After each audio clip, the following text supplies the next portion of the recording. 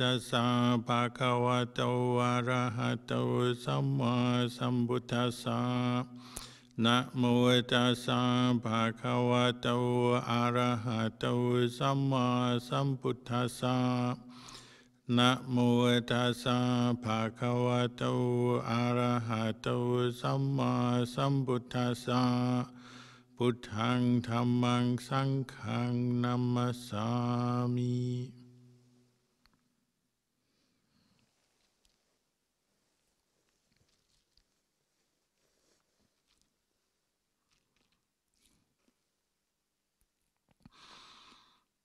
Good evening, and welcome to another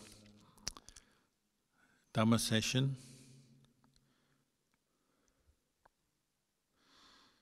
We always begin our sessions with either some chanting, chanting maybe Namo Tassa Bhagavato, or we begin a Dhamma talk chanting Namo Tassa Bhagavato. It's out of respect, veneration for our teacher, the Buddha. And it's important in our practice to have those people and ideals, the Dhamma and teachings that we look up to and respect. And life would be very miserable if we had nothing to look up to or respect. But it's our good fortune that we've come across the Buddhist teachings and faith has arisen, faith enough for us to want to come together, learn about meditation, discuss the teachings, hear the teachings. And that's our good fortune. But one of the qualities of the Buddha, the Dhamma, the Sangha, is always uplifts our heart. And we need that in life because the opposite of the Dhamma is Dhamma. In Pali they always put an in front of the things to make them negative. So like vichā means knowledge, avicā means ignorance. Dhamma is the truth, Dhamma is that which is false, not true. If we don't have the Dhamma and the faith in the Dhamma, faith in the Buddha, then we'd go to the Dhamma, which is false and often means the mental defilements, greed, anger, delusion, which cause us all our suffering. So the Buddha encouraged us to recollect the Buddha himself, the teacher, and what he stands for, symbolizes the wisdom, the purity, the compassion of the enlightened mind, and to recollect the noble ones, our teachers, both in the time of the Buddha and in this current day as well. Over and over again, the Buddha reminded us the value of hearing the Dhamma of the noble ones, respecting it, venerating it, holding it up as something important in our lives. Because this is what really leads us on to good things. And so to come across the Dhamma and to meet teachers, associate with teachers and noble ones, even if remotely, so online or in books as well as in person, is our great good fortune, and it's part of our practice as Buddhists, to make the effort to hear the good Dhamma so that the quality of respect, faith, veneration arises. Because these qualities nourish the heart, nourish the mind in a good way. It's the fertilizer for other good qualities to arise. And in particular helps us to straighten our views about life, about ourselves, about what's important, about what's not important. We need to keep coming back to the Dhamma and the Dhamma of the noble ones over and over again to make sure that our views and thoughts, our opinions, our attitudes are in line with Dhamma, and to experience the happiness having something that you can look up to and aim for in your life.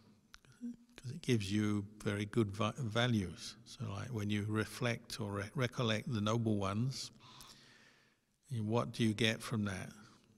So when you recollect teachers, monks or nuns, or even lay teachers who you've studied with, practiced with, you'll get certain qualities arising in your mind when you recollect or remember those teachers. So I was fortunate to ordain when Ajahn Chah was still alive, even though he was already ill. So I met Ajahn Chah, and it's very easy for me to uplift my mind by thinking of Ajahn Chah any day, any time of any day. I never met the Buddha, but recollecting what I do know of the Buddha and what the Buddha means to me uplifts my mind any time. And I think you'll find the same. When you recollect the teachers, the noble ones, the good people who have been meaningful to you in your life and are currently meaningful to you, has this quality of uplifting the mind. The Dhamma also uplifts us. So recollecting the teachings, respecting the teachings, and respecting the practice that the noble ones encouraged us to do. So the practice of sila, developing moral conduct and restraint, developing samadhi, so developing mindfulness and then states of calm, and developing wisdom through wise reflection and developing insight into the truth. Respecting the Dhamma, respecting the path of practice that leads to the Dhamma. These all are things we have to keep returning to over and over again to help us move in the right direction in our day, in our life. And any time in our day, we can recollect the Buddha or the Dhamma or the Sangha, and at that moment our mind can awaken, become purer, brighter, more wholesome, more skillful, even if only for a moment. And sometimes our mindfulness and our steadiness of mind is not there, so even when we recollect the Dhamma, the mind might slip back into a mood, an unskillful mood. But any time you bring it back to the Dhamma, that wholesomeness and the uplifting effect of the Dhamma will take place. It will come into the mind, so the mind will brighten. And over time, well, that has a powerful effect on us, and we gain certain values that help us to make wise choices in our life, help us to determine what we need to do day by day, from the moment we get up in the morning through our day to the moment we go to bed at night. By respecting Buddha, Dhamma, Sangha and recollecting the noble ones and teachers, you've got something to turn to in every situation. Whether it's a very mundane situation like just getting up, getting dressed, already you can recollect the noble ones. Setting your mind up for the day to come. What attitude do you want to have in your day? So if you wake up and you're feeling grumpy or sad or nervous or even afraid of things that are going to come in your day, by recollecting the noble ones or the Buddha, it can dispel those kind of mental states and set a good intention from the first moment of your day. And this principle applies right through our Dhamma practice. It's always useful to come back to the starting point of recollecting Buddha, Dhamma, Sangha, bringing up that sense of veneration. If you live in a monastery, then you're always bowing to the Buddha statue, bowing to your teacher, bowing to the Buddha, Dhamma, Sangha. Something you get used to. Maybe out in the world people don't bow very much and they don't have so much ritual in their life. But if you are in a monastery, you learn that and it becomes very natural for you. And over the years, I can see the benefit of this. Ajahn Chah used to encourage people to, when staying in the monastery, to bow every time they enter the hall, the meditation hall, or the eating hall. Every time you go to see the teacher, you bow. When you leave, you bow. Every time you leave your meditation hut in the forest to go out somewhere, you bow before you leave. Every time you return, you bow. Even to go to the toilet or have a shower, you bow before you go, you bow when you come back. So your mind is constantly inclining towards the Dhamma. Physically you incline when you bow, or even if you just put your hands together in Anjali. Mentally and physically you're inclining, you're bowing towards the Dhamma. And it nourishes this sense of respect for that which is truly worthy, truly valuable. So this is why Buddhists do have these chants like Namo Tassa or Arahang Samma Sambuddho, at the beginning of every ceremony or ritual, or when you do your chanting at home, or even just bowing before you leave your room to go somewhere. It's constantly bringing your mind back to the noble ones, that which is worthy of respect. And it will uplift your mind, even cut through some very strong negative emotions sometimes, and also sets your mind up for the practice of meditation. They go together very well. And many people's first experience of samadhi is when they have what we call a faith experience, so maybe just meeting a teacher, such as Ajahn Chah or any other teacher.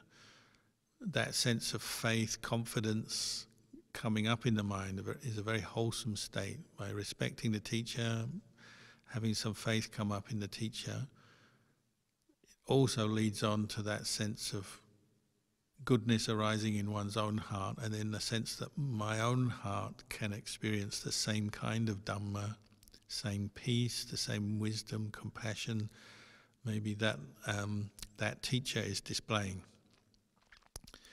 So as I said, for myself, meeting Ajahn Chah, I now have this amazing source of, I can always recollect the teacher, even if other things in life are not going well, or the world is crazy, full of problems. You recollect your teacher, and that can dispel all those problems, and the mind becomes quiet, even can enter samadhi. So I was talking to someone the other day, they said just turning on a Dhamma talk from Luang Por Chah, and their mind straight away goes quiet, even if they've had all kinds of troubles in their day, or they're tired, or there's problems in their life.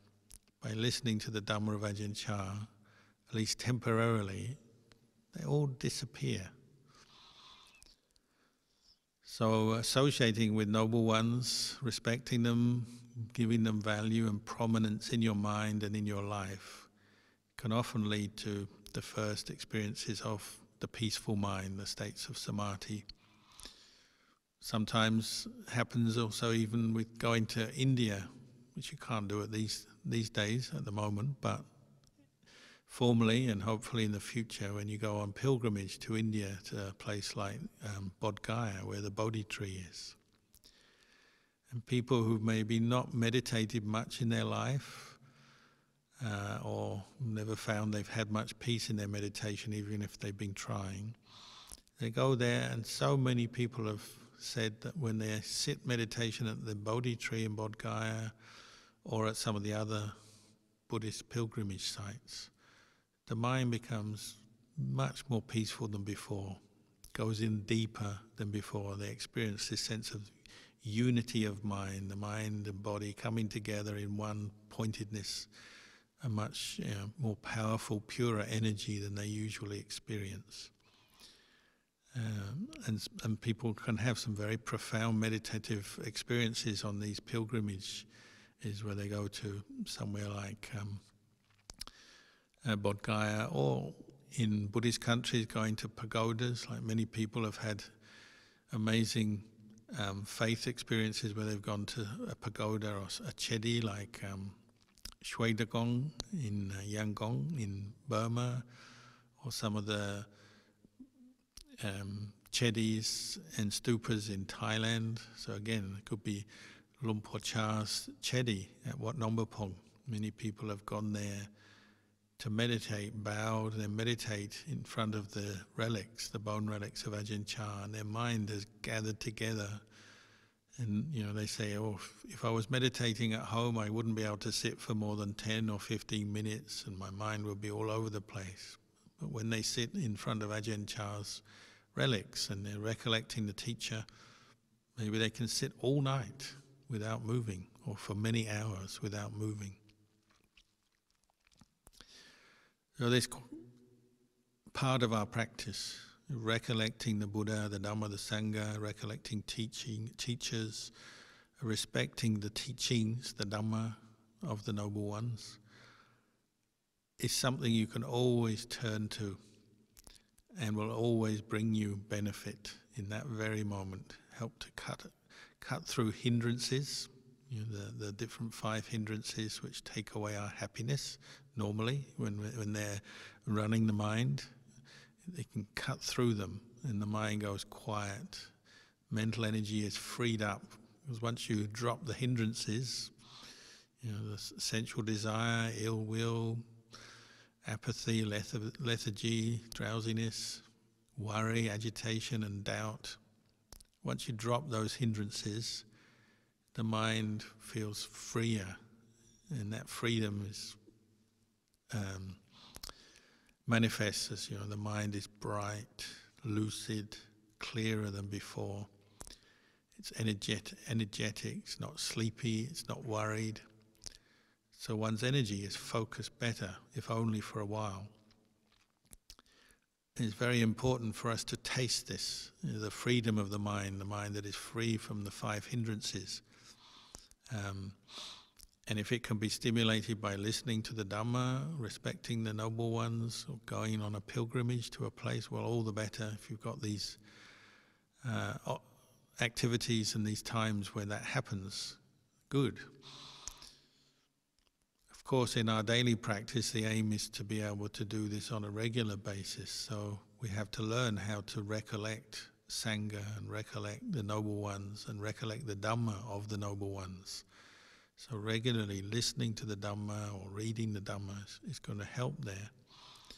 And you might find at some point in your life when your mind is very confused or unhappy in some way, by taking the time out to listen to a Dhamma talk, read the Dhamma, it can dispel that mood quite quickly sometimes. You get this taste, we say taste of freedom. One of Ajahn Chah's books was called Taste of Freedom. So even though it might not last for more than a few minutes or maybe an hour or two, if you're lucky, it's a taste of freedom. It's a taste of the mind that is putting things down rather than picking things up. The unfortunate habit of the unenlightened mind, the untrained mind that we all got, is that it loves to pick things up. Physically, we pick things up as well. Like I remember when I was a young monk, we would go on invitations to bless people's houses, and Ajahn Chah's teachings to the monks was always that you go into somebody's house, you should never pick something up because you're a monk. You have no possessions, no money. It's not your job to go and pick up people's things. If you're a layperson, you visit somebody's house, maybe you see something you like, you start picking it up, having a look at it just out of interest or whatever. As a monk, you're taught not to do that. This is because the natural habit of our mind, if it's untrained and we're unaware, is we keep picking things up. And the more you pick up, well, the heavier your mind feels, the heavier the burden. So not only physical things, material things, but more likely as we're picking up sense impressions all the time through our day, remembering things, what people have said and done, what we've seen, where we've been, what we've done. So memories and sense impressions coming into the mind, and when we're not very aware, we tend to store them up, and we react to things, of course. So pleasant experiences, we react in one way, we attach to them, we like them, we want them. Unpleasant experiences, we tend to react with rejection, pushing them away, aversion. But whether it's attraction or aversion, it's still this process of picking up, mentally picking up and putting things into our mind and storing them there. And then they keep reoccurring, re-emerging.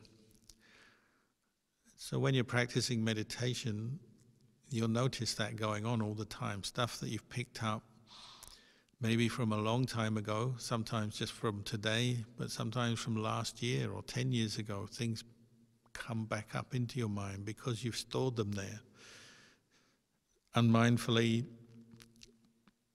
contacting the world, seeing things, getting involved with the world. When we're not that mindful, we let these experiences come into the mind and we dwell on them, we hold on to them, we pick them up, we hold on to them. And if we haven't developed the continuity of mindfulness and then some insight around, say, the impermanent nature of these things and the suffering of them, well, we just kind of just keep picking things up. A bit like those fish that go along the bottom of a pond or the bottom of the ocean, and they're bottom feeders, and they're just kind of picking everything up. You know, some of it they can eat, some of it they reject, but they just keep picking everything up. Our mind is like that, or like a vacuum cleaner, just sucks up everything every day. If we've got no mindfulness and wisdom or insight, then there's no filter there.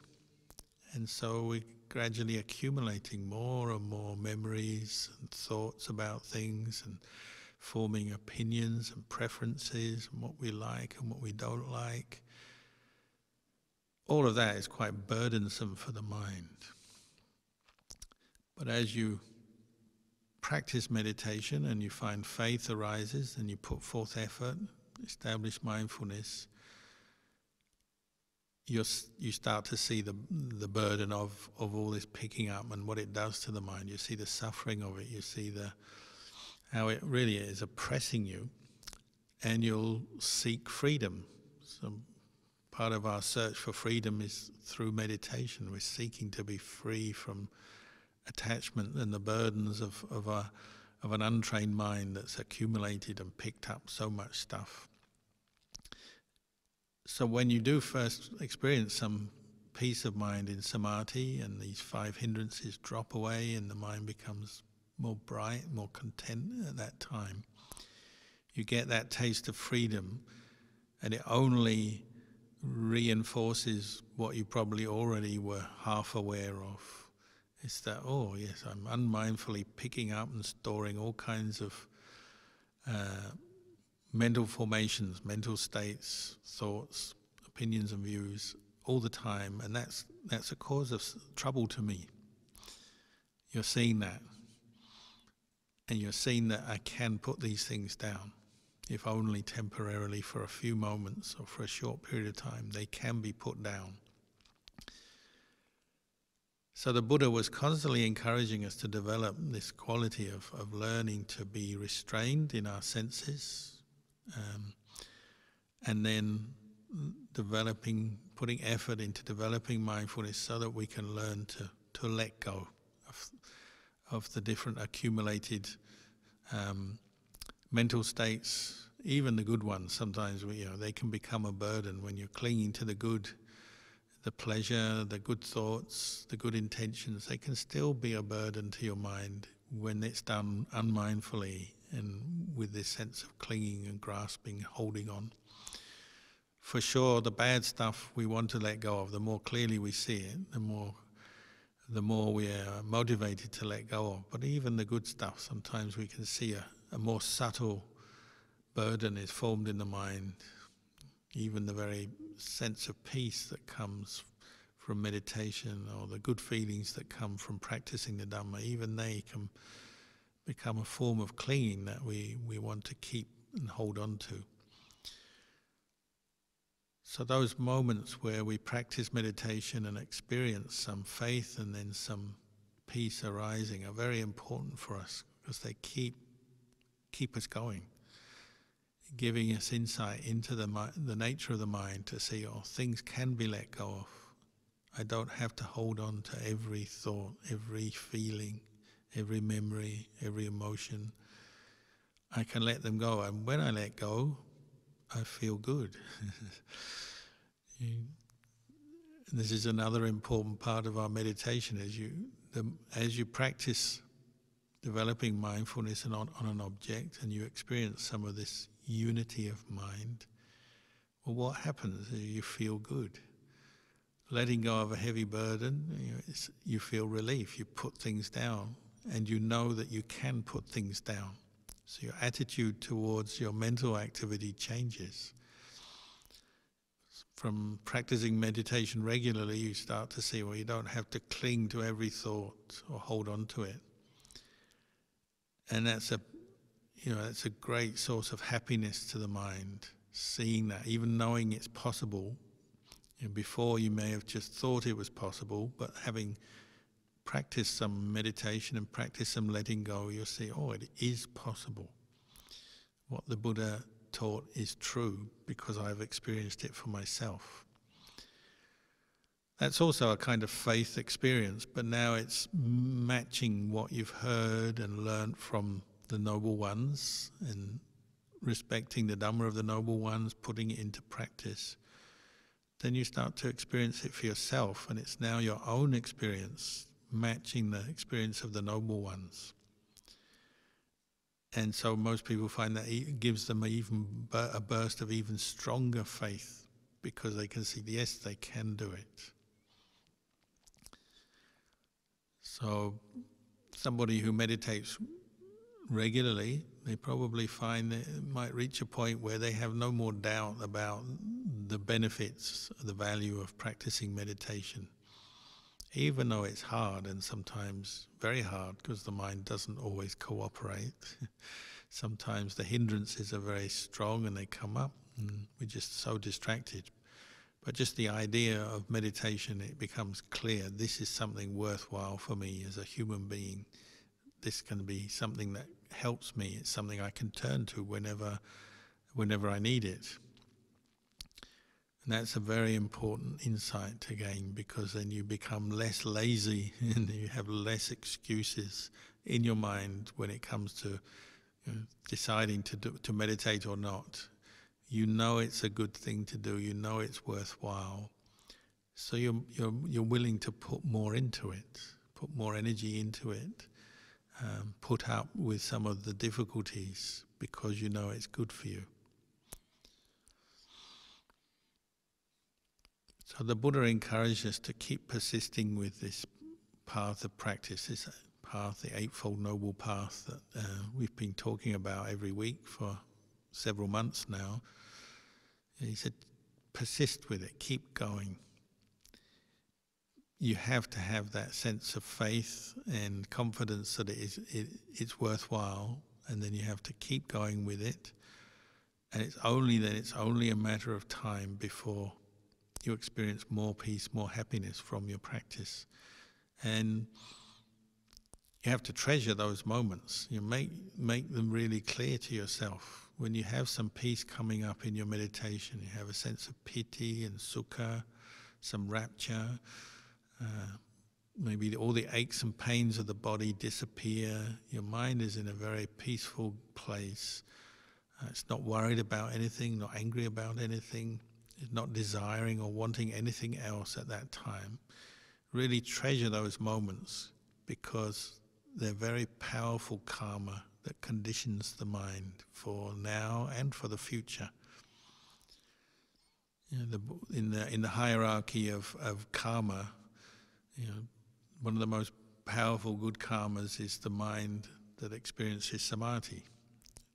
Drops all the states of distraction, worry, fear, anxiety, sleepiness, experiences, at least for a while, the purity of just mindfulness, continuous mindfulness, awareness, without the hindrances bothering it. That's such a powerful conditioning force. It will drive us on in our life in a good direction. And the most important, valuable thing is that it gives... it's a supportive condition for insight, for wisdom to arise. And wisdom is what ultimately liberates our mind permanently from the causes of suffering. Samadhi is amazing to develop, but it's still only part of the path. It's still only temporary freedom from suffering. What we need to do is use it as a basis for contemplation, wise reflection, and developing deeper insight. And that's what will really free the mind. So Ajahn Chah used to say, when you do experience states of calm, you feel very joyful, happy, content. Don't just rest at that point, because it's very tempting just to sit back and say, I've done enough. We all want that. We all want to be able to say, I've done enough. But really, because we're still not there yet, we're not enlightened yet, what we really have to do is go on and contemplate. And he said, turn to contemplate back on your own body. When your mind is calm, contemplate this body and observe it as it is. You don't have to create any special idea about the body, but just try and observe it as it is, with this state of calm, serenity, from a place of happiness, place of enjoyment even. Now look back at this body that you take as a self, you take as something that is permanent, and that you look for all kinds of happiness, and observe what it's really like. And you'll see, well, it's constantly changing. Every moment of every day, this body is changing. And because it's changing, it's unsatisfactory. It's not a real source of lasting happiness. Whatever pleasure we experience with the body won't last. And the body that is allowing us to experience pleasure is constantly aging and degenerating. So the kinds of pleasure and the amount of pleasure we can have with it are gradually fading from our grasp all the time.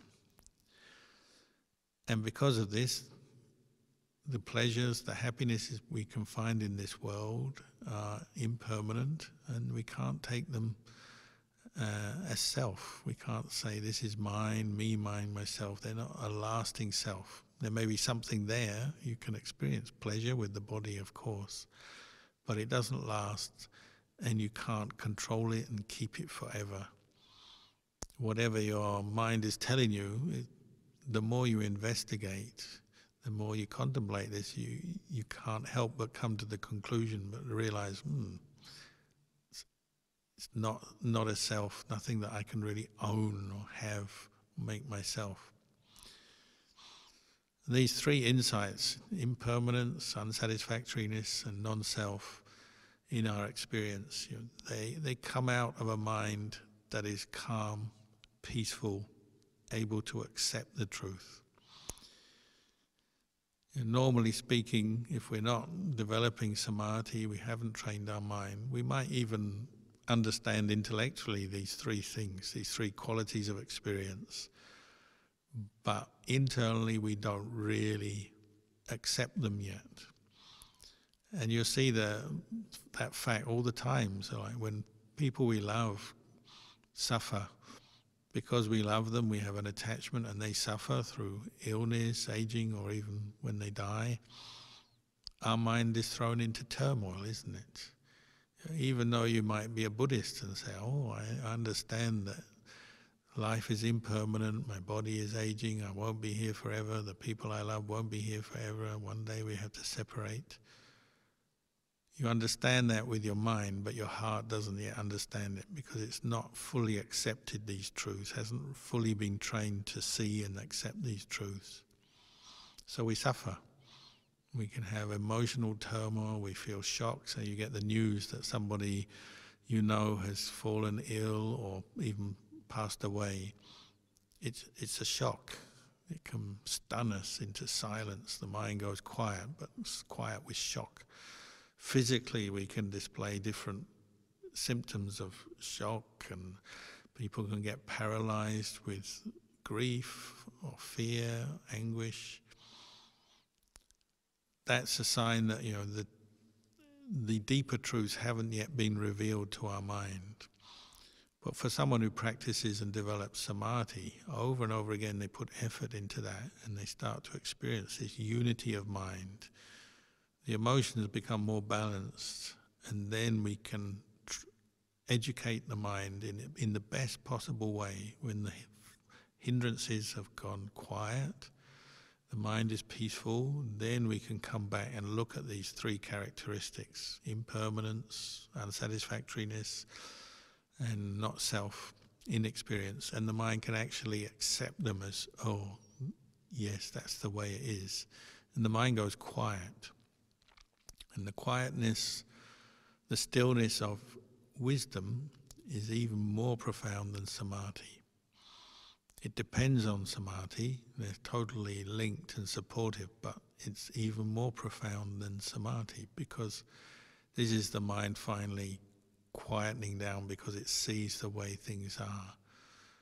And the mind changes. One's attitude and perceptions about the world and oneself and one's place in the world and what the world is change for the better. And delusion is being chipped away every time one develops this state of calm and then contemplates these truths. Delusion is being eroded away, and eroded away not to return. Some delusion is still there, but some delusion will have fallen away, and one's mind raises up to a higher level. This is why we call the noble ones the noble ones. These great teachers like Ajahn Chah, or Ajahn Mahabua, or the Buddha, or Sariputta, or Moggallana, or many, many teachers that we can think of in this current era or in the past. They're noble ones because this is what they did. They were willing to practice and train themselves on every level. They were willing to commit to living in a moral way, keep the sila, keep the precepts, even when maybe other people around them weren't. Other people around them maybe even were encouraging them not to live in a moral way. But they didn't go that way. They kept their morality and saw the value of it. So they experienced the happiness of that. And then they were willing to train in mindfulness and develop states of calm, samadhi, to the point where their mind really did unify. Experience that state of free from the hindrances, peaceful, bright, happy, so that they had no doubt about that. And they had that taste of freedom that supported the practice of insight, and they were really willing to train their minds in insight to the point where they had a revolution. They're the real rebels of the world. The Aryapugalas, the noble ones, are the rebels of the world, because the way of the world is always pulling us back to the senses, sense desire, attachments, trying to accumulate more, and building up this false sense of self, and trying to accumulate more things, pile more things into the mind, thinking somehow that will bring us peace and happiness, but actually experiencing confusion and suffering. That's the way of the world, but the noble ones are the real revolutionaries or rebels or extremists, in the sense that they've seen through that and they were willing to face up to attachment and look at it and say, no, this is not the way to peace. The way to real peace and happiness is letting go of attachment. And that's revolutionary, because most people in the world are not thinking in this way and not seeing it. They miss it. And that's the nature of delusion. It's like the young monk who asked Ajahn Chah, where's delusion? I can't see delusion. It's so hard to contemplate delusion. And he said, well, you're like someone riding on a horse asking where the horse is. It's right there with you all the time. The only way you can separate the mind from delusion is by getting to know the mind itself, the mind that is peaceful, bright, happy, the mind of samadhi. Then you can start to see delusion forming and chip away at it and let it go.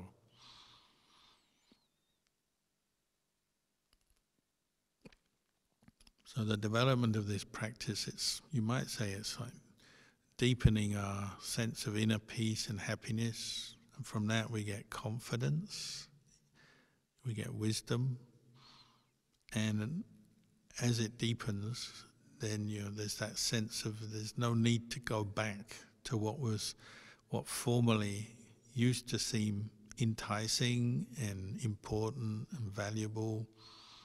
The attachment to the senses, the desire for material things, the desires for all kinds of pleasurable experiences, that changes. The mind says, I don't need those things anymore.